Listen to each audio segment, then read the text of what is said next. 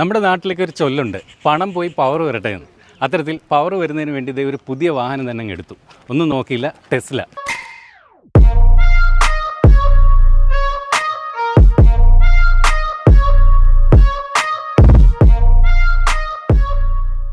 പക്ഷേ കഥയിലൊരു ചെറിയ ട്വിസ്റ്റ് ഉണ്ട്. പവർ വന്നത് എനിക്കല്ല, നമ്മുടെ സജിത് ബ്രോയ്ക്കാണ്. നമസ്കാരം സജിത്. നമസ്കാരം. അപ്പോൾ ടെസ്ല കൊല്ലത്ത് ആദ്യമായിട്ട് കൊണ്ടുവരുന്നത് സജിത്തായിരിക്കും എന്നാണ് എൻ്റെ ഒരു ഉദ്ദേശം. എനിക്കും തോന്നുന്നു അല്ലേ? അങ്ങനെ നമ്മൾ ടെസ്ലയുടെ ഉള്ളിലേക്ക് വന്നിരിക്കുകയാണ്. ഇതിനകത്തേക്ക് കയറുമ്പോൾ ഒരു പ്രത്യേകത എന്ന് പറയുന്നത്, സാധാരണ നമ്മൾ വാഹനങ്ങൾ കാണുന്ന പോലെ യാതൊരുവിധ സ്വിച്ചോ ഒന്നും തന്നെ ഇല്ല. ഇവിടെ ഒരു ഫുള്ളി ഒരു ടച്ച് സ്ക്രീൻ മാത്രമാണ് കൊടുത്തിരിക്കുന്നത്. സജിത്ത്, എനിക്ക് ആദ്യം അറിയേണ്ടത് ഈ സ്ക്രീനിന് 120 Hz റിഫ്രഷ് റേറ്റ് ഉണ്ടോ എന്നുള്ളതാണ്. CD റേറ്റ് അറിയത്തില്ല. അതൊക്കെ ഞാൻ വഴിയെ പറഞ്ഞുതരാം. ഓക്കെ, റെഡിയല്ലേ? അതെ. എൻ്റെ പൊള്ളി, എൻ്റെ പൊന്നെ, ഇല്ല ഫ്ലൈറ്റൊക്കെ റൺവേയില് വലിച്ചെടുത്തോണ്ട് പോകത്തില്ലേ, ആ ഒരു ഫീൽ കേട്ടാ. ഇവിടെ ഈ ടോയ് ബോക്സിൽ പോവുകയാണെങ്കിൽ എമിഷൻ ടെസ്റ്റിംഗ് മോഡ് എന്ന് പറയുന്ന ഒരു സംഭവമുണ്ട്. ഫാർട്ട് ഓൺ ഡിമാൻഡ് എന്നുള്ള ഓപ്ഷൻ ഇടുക. അപ്പോൾ നമുക്ക് ഈ വീലൊന്ന് പ്രസ് ചെയ്യുമ്പോൾ അതിന്റെ സൗണ്ട് വരും. അത് നമുക്ക് എവിടാണ് വേണ്ടതെന്ന് വെച്ചാൽ അവിടെ ആക്കാം. ഫാർട്ട് ഓൺ ടേൺ സിഗ്നൽ എന്ന് വെച്ച് കഴിഞ്ഞാൽ സിഗ്നൽ ഇടുമ്പോൾ ഉണ്ടാവും. അതെ, ഇപ്പൊ കേട്ട സൗണ്ട് നിങ്ങൾക്ക് ഒരു പക്ഷേ നല്ല പരിചിതമായ ഒരു സൗണ്ട് ആയിരിക്കും. അതുവരെ ടെസ്റ്റിലേക്ക് കൊടുത്തിട്ടുണ്ട്. കേൾക്കുന്നുണ്ടല്ലോ? ഓക്കെ ഓക്കെ, ഭയങ്കര പ്രശ്നമാണ്. ദൈവം ഇത് നിൽക്കുന്നില്ല. അത്രയ്ക്കും പാട്ട് സൗണ്ടുകൾ ഉണ്ടെന്ന് അറിയുന്നത് ഇതിന് അതെ. ഇവിടെ നമുക്ക് ഓരോ സൗണ്ട് നമുക്ക് യൂസ് ചെയ്യാം. ഒരുപാട് വീഡിയോസിലൊന്നും ആരും ഇത് ചെയ്യുന്നത് ആൾക്ക് നാണക്കേടാണ്. ഇതിനകത്ത് വെക്കാമെങ്കിൽ നമ്മുടെ വീഡിയോ കാണിക്കുന്നത് നമുക്ക് നാണക്കേടുന്നില്ല. നമ്മുടെ കേരളത്തിലാ വന്നിരിക്കുന്ന പേര് മാറും. അത് കറക്റ്റ്. അല്ല, വേറൊരു ഗുണമുണ്ടേ, വാഹനം ഓടിച്ചു പോകുമ്പോഴേ ഇപ്പൊ ഒരു 4 പേര് വണ്ടിക്കകത്തിരിക്കുക. ഓടിക്കുന്ന ആൾക്ക് ഇതുപോലെ എന്തെങ്കിലും അത്യാവശ്യ ഘട്ടം വന്നാൽ ഇതിന്റെ സൗണ്ട് ഇട്ടിട്ട് ഇൻഡിക്കേറ്റർ ഇട്ട് അതിന്റെ കൂടെ ആവാലോ. അത് സത്യ. 15 ഇഞ്ചാണ് ഈ ഒരു ടച്ച് സ്ക്രീൻ വരുന്നത്. LED ആണോ LCD ആണോ എന്ന് ചോദിക്കുന്നില്ല. എനിവേ, അങ്ങനെ ചോദിച്ചാൽ എനിക്ക് പറയാനും അറിയത്തില്ല. എനിക്കെല്ലാം ഫോണുമായിട്ട് എന്റെ ചോദ്യങ്ങൾ വരുന്നത്. എനിവേ, ആ സ്ക്രീൻ എന്ന് പറഞ്ഞു ഏത് ആംഗിളിൽ നോക്കിയാലും കാണാൻ പറ്റില്ല. അത്രേ ഉള്ളൂ. നമുക്ക് ഈ സ്ക്രീനിലാണ് എല്ലാ ഓപ്ഷൻസും ഉള്ളത്. Home screen. അതെ, ഹോം സ്ക്രീൻ എക്സെപ്റ്റ് നമ്മളുടെ ഗിയർ സെലക്ഷൻ. പുതിയ വണ്ടിയേക്ക് 2023 മോഡലിൽ വണ്ടിയേക്ക് ഈ ഗിയർ സെലക്ട് ചെയ്യുന്ന നോബ് സെലക്ഷൻ നോബ് അവിടാണ്. ഇതാണ് പുതിയ വണ്ടിയേക്ക് ഈ ഒരു സാധനം ഇല്ല. ഇത് കംപ്ലീറ്റ്ലി അവരെടുത്ത് 2 ലിവറും ഇല്ല. അതിന് പകരം ഇവിടെ നമുക്ക് ഇങ്ങനെ ഒന്ന് തോണ്ടി വിട്ടാൽ മതി. അതും ടച്ചായി. പിന്നെ അടുത്തത് റൊമാൻസ് മോഡ് എന്നൊക്കെ പറഞ്ഞിട്ട് ഒരു ഓപ്ഷൻ ഉണ്ട്. അത് മറ്റുള്ള വണ്ടികൾക്കില്ല. ഇപ്പം നമ്മൾ എവിടെയെങ്കിലും പോവുകയാണെങ്കിൽ ഇത് ഓൺ ചെയ്തിട്ട് കഴിഞ്ഞാൽ നമ്മുടെ ടെമ്പറേച്ചറിനനുസരിച്ച് ഇത് ജസ്റ്റ് ഈ വിഷ്വൽ മാത്രമല്ല, ഇതിന്റെ ആ ഒരു സൗണ്ട് ഉണ്ട്. AC ഓഫ് ചെയ്ത് കഴിഞ്ഞാൽ നമുക്ക് ആ സൗണ്ട്, തീ കത്തുന്ന സൗണ്ട്, പിന്നെ ചൂടും വരും. ആ ഒരു മോഡിലേക്ക് അത് മാറും. സാന്റ മോഡ് ഓൺ ചെയ്താൽ നമുക്കിപ്പോൾ ഇവിടെ കാറാണ് കാണുന്നത്. അത് ജിങ്കിൾ ഓൾ ദ വേ എന്നും പറഞ്ഞൊരു പാട്ടൊക്കെ പാടിയിട്ട് കണ്ട. ഇപ്പം സാന്റയും ഡിയറും ഒക്കെ ആയി. നമ്മൾ അവരെ അടുത്തോട്ടൊക്കെ പോകുമ്പോഴത്തേന് ആ കാണുന്ന വണ്ടിയൊക്കെ മാനായിട്ട് മാറും.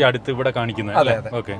പിന്നെ ഇതൊക്കെ ബാക്കിയുള്ളതൊക്കെ ഇത് കളർ ചെയ്യാനും, പിന്നെ ലൈറ്റ് ഷോ ഞാൻ പറഞ്ഞില്ലെന്ന് തോന്നുന്നു. ലൈറ്റ് ഷോ എന്ന് വെച്ച് കഴിഞ്ഞാൽ മ്യൂസിക്കിനനുസരിച്ച് നമുക്ക് ലൈറ്റുകൾ മാറുമെന്ന് മാത്രമല്ല, ഈ നമ്മളുടെ വിൻഡോസ് പൊങ്ങയും താങ്ങയും മിറർ ഇങ്ങനെ അടയൊക്കെ ചെയ്യും. അപ്പൊ ടെക്നിക്കലി ഇതൊരു ഡാൻസ് ചെയ്ത് പോകുന്ന ഒരു സംഭവമാണ്. അതെ, അതായത് ഒന്നിലധികം ടെസ്ല അടുപ്പിച്ചിട്ടിട്ട് സിങ്ക് ചെയ്തിട്ട് അതാണ് ഷെഡ്യൂൾ ടൈം കൊടുക്കുന്നത്. അപ്പൊ നമ്മള് ഒന്നിലധികം ടെസ്ല ഉണ്ടെങ്കിൽ ഷെഡ്യൂൾ ചെയ്താൽ എല്ലാ വണ്ടിയും കൂടെ ഒരുമിച്ച് അങ്ങോട്ട് ഇതാണ്. അത് ഭയങ്കര രസമുള്ളൊരു സംഭവം. ഇനി അടുത്ത ഓപ്ഷൻ എന്താന്ന് വെച്ച് കഴിഞ്ഞാല് നമ്മളുടെ എയർ കണ്ടീഷനിലേക്ക് വരുവാണെങ്കിൽ ഇവിടെ ഡോഗ് മോഡ് എന്ന് പറഞ്ഞിട്ടൊരു ഓപ്ഷൻ ഉണ്ട്. ഈ ഡോഗ് മോഡ് എനേബിൾ ചെയ്ത് കഴിഞ്ഞാൽ AC അതിന്റെ ഒപ്റ്റിമം സ്പീഡിൽ വരും. നമ്മൾ ഈ ഡോർ അടച്ചിട്ട് പോയി കഴിഞ്ഞാൽ ഇവിടെ ഒരു ഡോഗിന്റെ പടം വന്നിട്ട് ഡോൺ വറി AC ഓൺ ആണ്, എന്റെ ഓണർ ഇപ്പൊ തിരിച്ചു വരും. അപ്പൊ മറ്റുള്ള ആളുകൾക്ക് ഒരു പട്ടിക്കുട്ടി ഇതിനകത്ത് എ സി ഉണ്ടോ ഇല്ലയോ എന്നുള്ള ഇതൊന്നുമില്ല. അത് അവർ ഈ ഡോഗ് മോഡിൽ എനേബിൾ ചെയ്തിട്ട്. എ സിയെ പറ്റി പറഞ്ഞപ്പോഴേ ഈ എ സിയുടെ വെന്റ് അഡ്ജസ്റ്റ് ചെയ്യാനൊന്നും ഒരു ബട്ടൺ പോലും അതെ ഇല്ല, അത് ചോദിച്ചു പലപ്പോഴും ഞാൻ മറന്നു പോകുന്ന ഒരു സംഭവം. ഈ വെന്റ് അഡ്ജസ്റ്റ് ചെയ്യാൻ ബട്ടൺ ഇല്ലെങ്കിൽ ഇവിടെ ഗ്രാഫിക്കലി നമുക്ക് ഇത് കൺട്രോൾ ചെയ്യാം. ടച്ച് ചെയ്തോണ്ട് അതുപോലെ ടച്ച് ആണ്. അതെ, എയർ ഫ്ലോ നമുക്ക് ഇങ്ങനെ കൺട്രോൾ ചെയ്യാൻ പറ്റും. അത് പിന്നെ ആദ്യം നമുക്കൊരു കൗതുകം തരുന്ന സാധനമായിരുന്നു. ഇപ്പൊ കുറെ പുതിയ വണ്ടികളിലൊക്കെ വരുന്നുണ്ടെന്ന് തോന്നുന്നു. ഈ വണ്ടി ഫുള്ളി FSD അഥവാ ഫുൾ സെൽഫ് ഡ്രൈവ് കാപ്പബിൾ ആയിട്ടുള്ള വണ്ടിയാണ്. കാര്യം അതിന്റെ കമ്പ്യൂട്ടറും സംഭവങ്ങളും എല്ലാം ഇൻസ്റ്റാൾ ചെയ്തിട്ടുണ്ട്. അതായത് ഈ ഓട്ടോ പൈലറ്റ് എന്ന് പറയുന്ന സംവിധാനം ഡ്രൈവർ ഇല്ലേ വണ്ടി നിയന്ത്രിക്കാതെ സ്വയം നിയന്ത്രിക്കുന്ന സംവിധാനം. അതെ, ഇന്ത്യയുടെ അല്ലെങ്കിൽ UAE റെഗുലേഷൻസ് പ്രകാരം നമുക്ക് full self drive auto pilot government approve ചെയ്തിട്ടില്ല. അതിന്റെ ടെസ്റ്റിംഗ് പീരീഡിലാണ്. US-ലാണെങ്കിൽ അത് ബീറ്റ വെർഷനിലായിട്ട് ആളുകൾക്കൊക്കെ കൊടുത്തും തുടങ്ങിയിട്ടുണ്ട്. ഇവിടെ ഒരു മാപ്പ് നാവിഗേഷൻ കാണും. ഇവിടെ കയറിയിട്ട് വീട്ടിലേക്കാണോ പോകേണ്ടത് അഥവാ ഓഫീസിലേക്കാണോ പോകേണ്ടത് എൻ്റർ ചെയ്ത് കൊടുക്കുക, സ്റ്റാർട്ട് കൊടുക്കുക. ഇത്രയേ ഉള്ളൂ. നമ്മൾ നേരെ പിന്നെ ഇവിടെ അറ്റൻഷൻ ആയിട്ട് ഇരുന്നാൽ മതി. ഇവിടെ നമുക്കൊരു ക്യാമറ കാണാം. ഈ ക്യാമറ നമ്മൾ വിചാരിക്കും ഇത് എന്തിനു വേണ്ടിയുള്ളതാണ്. ഈ ക്യാമറ നമ്മളുടെ ഓട്ടോ പൈലറ്റ് യൂസ് ചെയ്യുന്ന ഫുൾ ടൈമിലും ഇത് നമ്മളെ മോണിറ്റർ ചെയ്യുന്നുണ്ട്. നമ്മളുടെ കണ്ണിൻ്റെ ബ്ലിങ്ക് ചെയ്യുന്ന അത് മുതൽ നമ്മളുടെ അറ്റൻഷൻ റോഡിലാണോ എന്നുള്ള കാര്യങ്ങളൊക്കെ നോക്കി ആണ് ഡിസൈഡ് ചെയ്യുന്നത്. ഇപ്പം നമ്മൾ ഓട്ടോ പൈലറ്റ് ഓടിച്ചുകൊണ്ട് പോവാണ്, ആ സമയത്ത് മൊബൈൽ എടുത്ത് ഒരു പാട്ടിടാമെന്ന് കരുതിയാൽ അപ്പോഴും തന്നെ ഇവിടെ അലേർട്ട് വരും, സ്റ്റിയറിംഗിൽ ഒരു പ്രഷർ കൊടുക്കാനായിട്ട്. അങ്ങനെ 4 തവണ അലേർട്ട് വന്നു കഴിഞ്ഞാൽ ഓട്ടോ പൈലറ്റ് സസ്പെൻഡ് ആവും. നമ്മൾ ഓടിക്കൊണ്ടിരിക്കുന്ന സമയത്ത് നമുക്ക് മുന്നിലുള്ള 3-4 വണ്ടികളെ ഇത് മോണിറ്റർ ചെയ്യും. അതിന്റെ സ്പീഡ് മോണിറ്റർ ചെയ്തിട്ട് ഒരു ആക്സിഡന്റ് പ്രെഡിക്റ്റ് ചെയ്യാൻ പറ്റും. വണ്ടി ഇങ്ങനെ മുന്നോട്ട് പൊയ്ക്കൊണ്ടിരിക്കുന്ന സമയത്ത് ഏറ്റവും മുന്നിലൊരു വണ്ടി ബ്രേക്ക് ചവിട്ടാനുള്ള ചാൻസ് ഇത് പ്രെഡിക്റ്റ് ചെയ്തിട്ട് ടെസ്ല ഒഴിഞ്ഞ് റോഡിൽ വേറെ സൈഡിലേക്ക് ഒതുക്കി നിർത്തി. മുന്നിലുള്ള എല്ലാ വണ്ടിയും കൂട്ടിയിടിച്ചു, ബാക്കിലുള്ള വണ്ടിയും കൂട്ടിയിടിച്ചു. ഈ വണ്ടി മാറി നിന്നു. അത് ഈ ഒരു നമുക്ക് മനുഷ്യർ കാൽക്കുലേറ്റ് ചെയ്യുന്നതിനേക്കാൾ അക്യുറേറ്റ് ആയിട്ട് കാൽക്കുലേറ്റ് ചെയ്യാൻ പറ്റുന്ന ഒരു സിസ്റ്റമാണ് എന്നുള്ള ഒരു ഉദാഹരണമാണ് ഈ പറഞ്ഞത്. കേരളത്തിൽ ഇതിന് സപ്പോർട്ടിങ് സൂപ്പർ ചാർജസ് ഉണ്ടോ? ഞാൻ ആകെ കണ്ടിട്ടുള്ളത് കിയയുടെ ഒരു അൾട്രാ ഫാസ്റ്റ് ചാർജറാണ്. അതിന് 240 കിലോവാട്ടാണ് കൊച്ചിയിൽ. ദുബായിലെന്നല്ല ഏതൊരു രാജ്യത്തും ടെസ്ല വരുമ്പോൾ അവർ ആ ഒരു ചാർജിങ് നെറ്റ്വർക്ക് വരുന്നത് വരെ അവരെ സൂപ്പർ ചാർജിങ് ഫ്രീ ആയിരിക്കും. ചുരുക്കി പറഞ്ഞാൽ ഇപ്പൊ ദുബായിൽ ഈ ടെസ്ലയുടെ ചാർജിങ് കംപ്ലീറ്റ് ഫ്രീ ആണ്. എസ്പെഷ്യലി ടെസ്ലയുടെ ചാർജർ, സൂപ്പർ ചാർജർ ഞാൻ 4 വർഷമായി ഇന്നേ വരെ ₹1 പോലും ചെലവാക്കിയിട്ടില്ല. വേറെ ഏത് വണ്ടി എടുത്താലും നമുക്ക് ഇത്ര പെട്ടെന്ന് ചാർജ് ചെയ്യാനോ അത് ഫ്രീ ആയിട്ട് കിട്ടത്തുമില്ല. മനസ്സിലായി. അപ്പം ഇത് നമ്മുടെ നാട്ടിൽ വന്നു കഴിഞ്ഞാൽ വെറുതെ ഒരു ടെസ്ല വരുമല്ല ചെയ്യുന്നത്. അവരുടെ സൂപ്പർ ചാർജിങ് നെറ്റ്വർക്ക് വരും. അതുവഴി ആദ്യം വണ്ടി ബുക്ക് ചെയ്യുന്നവർക്ക് 3-4 വർഷം ഫ്രീ ആയിട്ട് ചാർജ് ചെയ്യാൻ പറ്റും ഇപ്പോഴത്തെ പോളിസി അനുസരിച്ച്. പിന്നെ അവരുടെ അന്നത്തെ രീതി മാറുവാണെന്ന് നമുക്കറിയില്ല. മലയാളികൾ ഒരു വാഹനത്തെ പറ്റി ആദ്യം ചോദിക്കുന്നത് അതിന്റെ മൈലേജ് എത്രയാണ് പൊതുവെ ചോദിക്കുന്നത്. ഇപ്പൊ ആ മൈലേജ് എന്നുള്ള വാക്ക് മാറി റേഞ്ചിലേക്ക് മാറുന്ന ഒരു കാലഘട്ടമാണ് ഇലക്ട്രിക് യുഗം വന്നതോടെ. ഒരുപാട് ഇലക്ട്രിക് വാഹനങ്ങൾ ഇപ്പോൾ നമ്മൾ നിരത്തിൽ കാണുന്നുണ്ട്. അതുകൊണ്ട് തന്നെ ചോദിക്കുന്നത് ഈ വാഹനത്തിന് എത്ര റേഞ്ചാണ്, എത്ര കിലോമീറ്ററാണ് ഫുൾ ചാർജിൽ കിട്ടുക? 2020 മോഡൽ ആയതുകൊണ്ട് നമുക്ക് 550 കിലോമീറ്റർ ആയിരുന്നു അവർ പറഞ്ഞിരുന്ന റേഞ്ച്. ലോങ് റേഞ്ചിന് നമ്മൾ എടുത്തിരിക്കുന്ന ഡ്യുവൽ മോട്ടർ LR ആണ് ലോങ് റേഞ്ച്. അതിന് 76 കിലോവാട്ടാണ് നമ്മുടെ ബാറ്ററി. ഇപ്പോൾ എനിക്ക് റിയൽ ലൈഫിൽ കിട്ടിയിട്ടുള്ളത് 475 വരെയാണ്. അവർ 550 പറയുന്നു, നമുക്ക് 475 കിട്ടും. 475 പ്ലസ് നമുക്ക് ഞാൻ അത് കഴിഞ്ഞിട്ടും എനിക്കൊരു 60 കിലോമീറ്ററോളം ഓടാനുള്ളതുകൊണ്ട് ഞാൻ 0 എത്തിച്ചിട്ടില്ല. 0 എത്തിയിട്ടില്ല എന്ന് വെച്ച് കഴിഞ്ഞാൽ അപ്പോൾ 0% കാണിച്ചാലും ഓടാനുള്ള റിസർവ് ചാർജ് ഉണ്ടാകും എന്നാണ് പറഞ്ഞു വന്നത്. ഉണ്ട്. അത് ഒഫീഷ്യലി ഞാൻ എങ്ങും കേട്ടിട്ടില്ലെങ്കിലും ഒരുപാട് യൂട്യൂബേഴ്സ് ഇത് ചെയ്ത് 0 ആക്കി വണ്ടി നിർത്തിയിട്ടുള്ളത് വെച്ചിട്ട് അവർ പറയുന്നത് 40 to 60 കിലോമീറ്ററോളം റിസർവിലും ഓടാനുള്ള ഇതുണ്ട്. പിന്നെ അത് കഴിഞ്ഞാൽ പിന്നെ നമുക്ക് ബാറ്ററി കഴിഞ്ഞു പിന്നെ നമ്മുടെ ടോ ചെയ്ത് കൊണ്ടുപോകുന്ന വാഹനത്തിലേക്ക് കയറ്റാൻ വേണ്ടി ഒരു റിസർവ് മോഡ് വേറെയുണ്ട്. അതെ, നമ്മളെ മുകളിൽ കാണുന്ന ഇത് കാണാൻ ഭയങ്കര രസമാണ്. പിന്നെ നമ്മളെ മഴക്കാലത്തൊക്കെ ഇവിടെ വന്നു കഴിഞ്ഞാൽ ആസ്വദിക്കാം. പിന്നെ മേഘങ്ങളെ കണ്ടൊക്കെ പോവാം. പക്ഷേ അതെ, പക്ഷേ സൺറൂഫ് നമുക്ക് ഓപ്പൺ ചെയ്യാൻ പറ്റില്ല. പക്ഷേ ഈ കാഴ്ചയ്ക്കപ്പുറം നമുക്ക് ദുബായിലും ഇവിടുത്തെ ടെമ്പറേച്ചറിലും നമുക്ക് അത്യാവശ്യം ചൂട് തരും. തലയ്ക്ക് നല്ല ചൂട് വരും. അതെ, ഇതിന് ഞാൻ ദുബായിൽ ചെയ്യുന്നതെന്ന് വെച്ച് കഴിഞ്ഞാൽ ഇതിന് എക്സ്ട്രാ ഒരു ഷെയ്ഡ് വാങ്ങി വെച്ചിട്ടുണ്ട്. അത് നമുക്ക് ചെയ്യാം. മോഡൽ വൈക്കും മോഡൽ എക്സിനും ഇൻഫിനിറ്റി ഗ്ലാസ് ആണ്. ഈ ഒരു പീസ് വരുന്നില്ല. അതേപോലെ നമ്മൾ ഈ ടെസ്ല പലരും നമ്മൾ വീഡിയോയിലൊക്കെ കണ്ടിട്ടുണ്ട്. അതായത് ഡ്രൈവർ ഇല്ലാതെ പാർക്ക് ചെയ്തിരുന്ന ഏരിയയിൽ നിന്ന് നമ്മൾ ഡ്രൈവർ നിൽക്കുന്ന ഏരിയയിലേക്ക് ഈ വാഹനം ആരും ഇല്ലാതെ ഓടി വരുന്ന ഒരു സംവിധാനം. ആ ഫീച്ചറിന് പറയുന്ന പേരെന്താണ്? Smart summon. അത് ഇതിനകത്തുണ്ടോ? ഈ വണ്ടിക്ക് അതിന്റെ എല്ലാ സിസ്റ്റം ഇൻബിൽഡ് ഉണ്ട്. നമുക്ക് ഇതിനൊരു കീ ഫോബ് ഉണ്ട്. ഈ കീ ഫോബിന്റെ ഫ്രണ്ട് ബട്ടൺ ലോങ് പ്രസ് ചെയ്ത് കഴിഞ്ഞാൽ നമ്മൾ എവിടെയാണോ വണ്ടി നിൽക്കുന്നത് അങ്ങോട്ടേക്ക് വണ്ടി മൂവ് ചെയ്യാൻ പറ്റും. അത് നാരോ സ്പേസിൽ വണ്ടി നമുക്ക് മൂവ് ചെയ്ത് നമ്മളുടെ അടുത്തേക്ക് വരാം. പിന്നെ ഇപ്പം ചേട്ടൻ പറഞ്ഞ ഓപ്ഷൻ നിലവിലുണ്ട്. ഈ ഫീച്ചർ ഇതിനുണ്ട്. അത് കേരളത്തിൽ വർക്ക് ചെയ്യും? കേരളത്തിലും വർക്ക് ചെയ്യും. അത് വർക്ക് ചെയ്യും. അതിന് ഇന്റർനെറ്റിന്റെ ആവശ്യമില്ല. പക്ഷേ സ്മാർട്ട് സം എന്ന് പറഞ്ഞ പാർക്കിങ്ങിലേക്ക് വിളിക്കാനായിട്ട് നമുക്ക് വണ്ടിയിൽ പ്രീമിയം കണക്ടിവിറ്റി വേണം. നമ്മളിപ്പം ഔട്ട് ഓഫ് റോമിങ്ങിലാണ്. അപ്പം പ്രീമിയം കണക്ടിവിറ്റി നമ്മുടെ വണ്ടിയിൽ ഇന്റർനെറ്റ് വേണം. മൊബൈലിന്റെ ആപ്ലിക്കേഷൻ ഓൺ ചെയ്ത് നമ്മൾ ഇന്ന സ്ഥലത്താണ് നിൽക്കുന്നത്, ഒരു സർട്ടൺ മീറ്റർ ഉണ്ട്. ഇത് ഓൺ ചെയ്ത് കഴിഞ്ഞാൽ വണ്ടി തന്നെ വളഞ്ഞ് അവിടെ വരെ ഡ്രൈവ് ചെയ്ത് എത്തും. അത് ഭയങ്കര ഷോ ഓഫ് ചെയ്യാനുള്ള, യൂസ്ഫുൾ എന്നതിന് ഉപരി ഷോ ഓഫ് ചെയ്യാനുള്ള ഒരു നല്ലൊരു സംഭവം. ഈ ഓട്ടോ പൈലറ്റ് സംവിധാനം കേരളത്തിൽ വർക്ക് ചെയ്യും? ഓട്ടോ സ്റ്റിയർ വർക്ക് ചെയ്യും.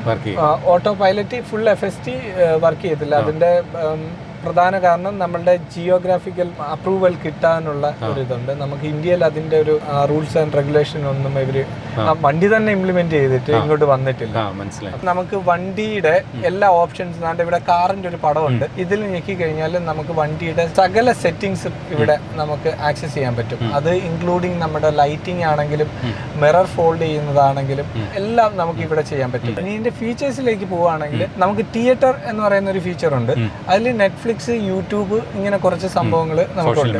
ഈ നെറ്റ്ഫ്ലിക്സ് ഭയങ്കര യൂസ്ഫുൾ ആണ്. കാര്യം നമുക്ക് അവിടെ ഡേറ്റ ഫ്രീ ആയതുകൊണ്ട് ചാർജ് ചെയ്യുന്ന സമയത്തോ എവിടെയെങ്കിലും വെയിറ്റ് ചെയ്യുന്ന സമയത്തോ ഇതിലിരുന്ന് സിനിമ കാണും. കാര്യം സൗണ്ട് സിസ്റ്റം അത്രയ്ക്ക് അടിപൊളിയാണ്.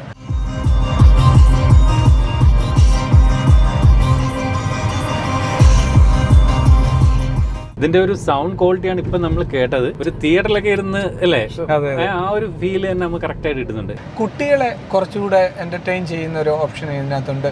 ഗെയിംസ്. ഈ ഗെയിംസ് എന്ന് വെച്ച് കഴിഞ്ഞാൽ നമ്മളൊരു ഗെയിം പ്ലേ ചെയ്ത് കഴിഞ്ഞാൽ ഈ സ്റ്റിയറിംഗ് വീലാണ് നമുക്ക് ഇതിനെ കൺട്രോൾ ചെയ്യാൻ പറ്റുന്നത്. വേണം പിന്നെ നമുക്ക് മാനുവലി ഇത് ചെയ്യാം. അതുപോരാതെ നമ്മുടെ PS5-ന്റെയോ Xbox-ന്റെയോ ഗെയിം കൺട്രോളർ ഉപയോഗിച്ചിട്ട് നമുക്ക് പെയർ ചെയ്ത് കളിക്കാൻ പറ്റും. ഇതെല്ലാം വണ്ടി സ്റ്റാൻഡ് നിൽക്കുന്ന സമയത്ത് അതേ പറ്റുള്ളൂ, അല്ലാതെ വണ്ടി ഓടുമ്പോൾ പറ്റില്ല. പിന്നെ ഇതിന് നമ്മളുടെ കുറച്ച് ആപ്ലിക്കേഷൻസ്, സ്പോട്ടിഫൈ ഉണ്ട് പാട്ട് കേൾക്കാനുള്ളത്. ദുബായിൽ നെറ്റ് ഫ്രീ ആണോ ഈ ഒരു വാഹനത്തിൽ? ഫ്രീ ആണ് ഈ ഒരു വാഹനത്തില്. ഹോട്ട്സ്പോട്ട് എടുക്കാൻ പറ്റില്ലെന്നേ ഉള്ളൂ. ഈ ഒരു വാഹനത്തിലേക്ക് നെറ്റ് ഫ്രീ ആണ്. പിന്നെ നമുക്ക് ഓരോ സീറ്റും ഹീറ്റ് ചെയ്യാനുള്ള ഓപ്ഷൻസ് ഉണ്ട്. നമുക്ക് വെന്റിലേഷൻ അല്ല, സീറ്റ് ഹീറ്റ് ചെയ്യാൻ. ഇനി നമ്മുടെ വീഡിയോ കണ്ടുകൊണ്ടിരിക്കുന്നവരുടെ ഒരു വലിയ സംശയം, ഇത് ഈ ഒരു വാഹനം സ്വന്തമാക്കുന്നതിന് വേണ്ടി എത്ര രൂപ ചിലവായി കാണുന്നതാണ്? ഇന്ത്യൻ രൂപ കണക്കിൽ ഇന്ത്യൻ രൂപ വരുമ്പോഴത്തേന് ഏകദേശം 55 ലക്ഷം രൂപയോളം അവിടെ വാങ്ങും. 55 ലക്ഷം രൂപയുടെ ടെസ്ല കേരളത്തിലേക്ക് എത്തിക്കാൻ റീഫണ്ടബിൾ എമൗണ്ട് മാറ്റി വെക്കുക, അല്ലാതെ എമൗണ്ട് എത്ര? അല്ലാതെ ഈ പറഞ്ഞ 7,14,000 ദിർഹംസ്, ഒരു 4-5 ലക്ഷം കൂട്ട് ഷിപ്പിംഗ് കോസ്റ്റ്. പിന്നെ നമുക്കൊരു 35,000 രൂപ പിന്നെ അവിടുത്തെ കാറിന് ഫീസായി. പിന്നെ ഒരു 200 ദിർഹംസ് എന്ന് പറയുന്നത് അവിടുത്തെ ഒരു 4,500 രൂപ. 35,000 പ്ലസ് 4,500 39,000, 5,39,000 അവിടുത്തെ ഫീസ് മാത്രം. പിന്നെ ഒരു 10,000 രൂപ നമുക്ക് ഇവിടെ ഇൻഷുറൻസ് എടുക്കാനായിട്ട് 5,49,000. ഇവിടോട്ട് കൊണ്ടുവരാൻ ഒരു NOC ഡൽഹിയിൽ നിന്ന് മേടിക്കാൻ അതിനൊരു 3,000 രൂപ. 5,49,000 അല്ലേ പറഞ്ഞു, 5,50,000 മതി. അപ്പൊ 55 വണ്ടിക്ക് അവിടെ വിലയായി, ഇങ്ങോട്ട് കൊണ്ടുവരുന്നതിന് അറൗണ്ട് ഒരു 7 ലക്ഷം രൂപ ആയി ഇവിടെ എത്തിക്കുന്നത്. ഈ 7 ലക്ഷം രൂപ എടുത്ത് ഇവിടെ എത്തിക്കുന്ന പറയുമ്പോൾ 6 മാസം മാത്രമേ നമുക്ക് ഇവിടെ ഉപയോഗിക്കാൻ പറ്റൂ. 6 മാസം ഉപയോഗിക്കുക. എന്റെ സിറ്റുവേഷനിൽ 6 പറ്റില്ല. ഞാൻ 2 മാസമൊക്കെ ആവും. ഞാൻ 2 മാസം ലീവ് കഴിഞ്ഞ് പോകുമ്പോൾ തന്നെ വണ്ടിയും കൊണ്ടുപോകും അല്ലേ? ഇനി തിരിച്ചു പോകാൻ ഇത്രയും പൈസ ചിലവാകുമോ? അതോ ഈ ഡൗണിന്റെ ചാർജാണ് 7 ലക്ഷത്തിനടുത്ത് പറഞ്ഞത്? ഇനി ഒരു കാര്യം ചോദിക്കട്ടെ, ഈ 7 ലക്ഷം രൂപ കൊടുത്ത് ഇത് കേരളത്തിലേക്ക് കൊണ്ടുവന്നതിന്റെ ചേതവുകാരം എന്താണ്? എല്ലാവരെയും ഒന്ന് കാണിക്കുക. അതായത് ടെസ്ല എന്തായാലും നാട്ടിലേക്ക് വരും എന്നുള്ള ഇതുണ്ട്. അപ്പൊ ഒരുപാട് ടെസ്ല ഫാൻസ് ഉണ്ട് ഇവിടെ. ഇലക്ട്രിക് കാറുകളെ ഇഷ്ടപ്പെടുന്ന ഒരുപാട് ടെസ്ല ഫാൻസ് ഉണ്ട്. പെട്രോൾ എഞ്ചിൻ ഫാൻസ് ഇവർക്കെതിരെ മോഹൻലാലും മമ്മൂട്ടിയും ഫാൻസ് പോലെ കേട്ടോ. പെട്രോൾ വണ്ടി ഇഷ്ടമുള്ള ആളുകൾക്ക് ഇലക്ട്രിക് വണ്ടി ഇഷ്ടമല്ല. പക്ഷെ നമ്മുടെ ടെസ്ല വണ്ടിയെ ഇഷ്ടമുള്ള ആളുകൾക്ക് അവരെ ഒന്ന് കൊണ്ട് കാണിക്കാൻ, ഞാൻ ഈ വേറെ ഏത് വണ്ടി കൊണ്ടുവന്നാൽ കിട്ടുന്നതിനേക്കാൾ കൂടുതൽ അറ്റൻഷൻ ഈ ഒരു വണ്ടിക്ക് കിട്ടുമെന്നുള്ള ഉറപ്പുണ്ട്. അപ്പം എനിക്കും ഒരു ആഗ്രഹം ഉണ്ടായിരുന്നു ഇതൊന്ന് കൊണ്ടുവരണം. അങ്ങനെ ഞാൻ കൊണ്ടുവന്നു. ഇവിടെ വന്നപ്പോൾ എന്തെങ്കിലും ഇഷ്യൂസ് ഫേസ് ചെയ്യുന്നുണ്ട് ഈ ഒരു വാഹനം റോഡിൽ? ഗ്രൗണ്ട് ക്ലിയറൻസ് ബുദ്ധിമുട്ട് മാത്രമേ ഉള്ളൂ, വേറെ പ്രശ്നങ്ങൾ? ചാർജിങ് സ്റ്റേഷനുകൾ വിഷയങ്ങൾ ഇല്ല. ചാർജിങ് സ്റ്റേഷൻ ദുബായേക്കാൾ ബെറ്റർ ആയിട്ട് എനിക്ക് ഇവിടെ. ഈ ടെസ്ലയിലേക്ക് വരുന്നതിന് മുമ്പ് ദുബായിൽ വേറെ ഏതൊക്കെ വാഹനങ്ങൾ ഉപയോഗിച്ചിട്ടുണ്ട്? ഞാൻ ഇതിന് മുമ്പ് യൂസ് ചെയ്തിരുന്നത് Audi Q3 ആയിരുന്നു. പിന്നെ ഓഡി A5 ഉണ്ടായിരുന്നു, BMW Z4 ഉണ്ടായിരുന്നു. ആ Z4 ഒക്കെ എനിക്ക് കമ്പനി തന്നതാണ്. പക്ഷെ ബാക്കി എല്ലാ വാഹനങ്ങളൊക്കെ നമ്മളെ ഇതായിരുന്നു. നിലവിൽ ഇതിനോടൊപ്പം ഏതെങ്കിലും വാഹനങ്ങളുണ്ടോ? ഇതിനോടൊപ്പം എനിക്കുള്ളത് BYD Atto 3. ഇപ്പം നാട്ടിലോട്ട് ഇലക്ട്രിക് തന്നെ. ഇലക്ട്രിക് നാട്ടിലോട്ട് വിട്ടപ്പോ ഞാൻ അവിടെ വണ്ടിയാണ്. അപ്പൊ അതുണ്ട്. പിന്നെ ഇവിടെ നാട്ടിൽ എനിക്ക് ടാറ്റ പഞ്ചീവി, MG ഹെക്ടർ, ഇത്രയും വാഹനങ്ങളാണ് ഉള്ളത്. പിന്നെ ഓല S1 Pro ഉണ്ട്. ഓല S1 Pro ഉണ്ട്. അങ്ങനെ ഇലക്ട്രിക് വെച്ച് നോക്കുമ്പോൾ ഓല S1 Pro, പഞ്ച്, പിന്നെ ഇത് ടെസ്ല, പിന്നെ നമ്മുടെ BYD, 4 വണ്ടി. വണ്ടി ഭ്രാന്തൻ നല്ല വിളിക്കണ്ടേ? ഇലക്ട്രിക് ഭ്രാന്തൻ. അതെ. എന്റെ ഒരു ചോദ്യം ചോട്ടെ, അത് വാഹനമായിട്ട് ബന്ധപ്പെട്ട പേഴ്സണലാണ്, എങ്ങനെ ഇത്ര സെറ്റപ്പ് ആയത്? അങ്ങനല്ല, ഞാൻ പ്രൊഫഷണലായിട്ട് മീഡിയ പ്രൊഡക്ഷൻ ആണ് ഞാൻ ചെയ്യുന്നത് ദുബായിൽ. 5-6 വർഷം ഒരു കനേഡിയൻ TV ചാനലിൽ ന്യൂസ് പ്രൊഡ്യൂസറായിട്ടും കണ്ടന്റ് ക്രിയേറ്റർ ആയിട്ടും ഒക്കെ വർക്ക് ചെയ്തിരുന്നത് ദുബായിൽ. അത് കഴിഞ്ഞിട്ട് പിന്നെ അവർ വൈൻഡപ്പ് ചെയ്തപ്പോഴത്തേന് നമ്മൾ സ്വന്തമായിട്ട് മീഡിയ പ്രൊഡക്ഷനിലേക്ക് വന്നു. അതാണ് ഇപ്പൊ കറന്റ്ലി ചെയ്തുകൊണ്ടിരിക്കുന്നത്. അവിടെ സോഷ്യൽ മീഡിയ കണ്ടന്റ്സ് ക്രിയേറ്റ് ചെയ്യുക, മീഡിയ പ്രൊഡക്ഷൻ ആണ് എൻ്റെ ലൈൻ ഓഫ് ബിസിനസ്. ശരിക്കും പറഞ്ഞാൽ നമ്മുടെ കൊല്ലം ജില്ലയിലെ, നമ്മുടെ നാടായ കൊല്ലം ജില്ലയിലെ അമ്പലംകുന്നിൽ നിന്നാണ്. അതെ, മയിലോട്. അപ്പം ഈ നാട്ടുകാർക്ക് എന്നെ അധികം അറിയില്ല, കാര്യം ഞാൻ വളരെ ചെറുപ്പത്തിലെ ഇവിടുന്ന് പോയതാണ്. സെറ്റിലായത് തൃശ്ശൂരാണ്. തൃശ്ശൂർ എന്ന് പറയുന്ന ഒരു ദുബായ് ചെന്നതിന് ശേഷമല്ലേ തൃശ്ശൂർ? അതെ. അതുപോലെ എടുത്തു പറയേണ്ട ഒരു കാര്യമുണ്ട്, ഈ ഇരിക്കുന്ന സജിത്തിന് സ്വന്തമായിട്ടൊരു യൂട്യൂബ് ചാനലും ഇൻസ്റ്റാഗ്രാം പേജും ഒക്കെ ഉണ്ട്. ഞാൻ കഴിഞ്ഞ ദിവസം കണ്ടിരുന്നു വീഡിയോകൾ. അതെ. അതൊരു പാഷന് വേണ്ടി ചെയ്യുന്നതാണ്. അപ്പം കൂടുതലും നമ്മുടെ ടെസ്ല കാറിന്റെയും ഇലക്ട്രിക് കാറിന്റെയും എന്റെ പേഴ്സണൽ എക്സ്പീരിയൻസും ഒക്കെ ചെയ്യുന്നത്. അപ്പം അതൊരു ഇഷ്ടം കൊണ്ട് ചെയ്യുന്നതാണ്. അപ്പം ആർക്കെങ്കിലും അതിന് താല്പര്യം ഉണ്ടെന്ന് ചെക്ക് ചെയ്ത് നോക്കിയിട്ട് അവർക്ക് ഇഷ്ടപ്പെട്ട വീഡിയോ ആണെങ്കിൽ ഫോളോ ചെയ്ത് കൂടെ പോരട്ടെ, അല്ലെങ്കിൽ അവരുടെ വഴി പോക്കോട്ടെ. ചാനലിന്റെ പേരുകൾ രണ്ടും പേര് കൺസ് വേൾഡ്, KANZ വേൾഡ് എന്നാണ് ചാനലിന്റെ. രണ്ടും യൂട്യൂബിലും ഇതിലും സെയിം ഹാൻഡിലാണ്. ഇതേ പിന്നെ 4.6 സെക്കൻഡ് ഉണ്ടല്ലേ 0 to 100 അല്ലേ? അതായത് ഇപ്പം വണ്ടി നിർത്തി എടുക്കുമ്പോഴാണ്, അപ്പോഴാണ് നമുക്ക് ആ ഒരു ഇത് വരുന്നത്. മറ്റേത് നമുക്ക് ഇനിഷ്യൽ ടോക്ക് നമുക്ക് മനസ്സിലാവും. ഇപ്പൊ ഞാൻ ഇവിടെ നിർത്തി പിടിച്ചിരുന്നോണേ.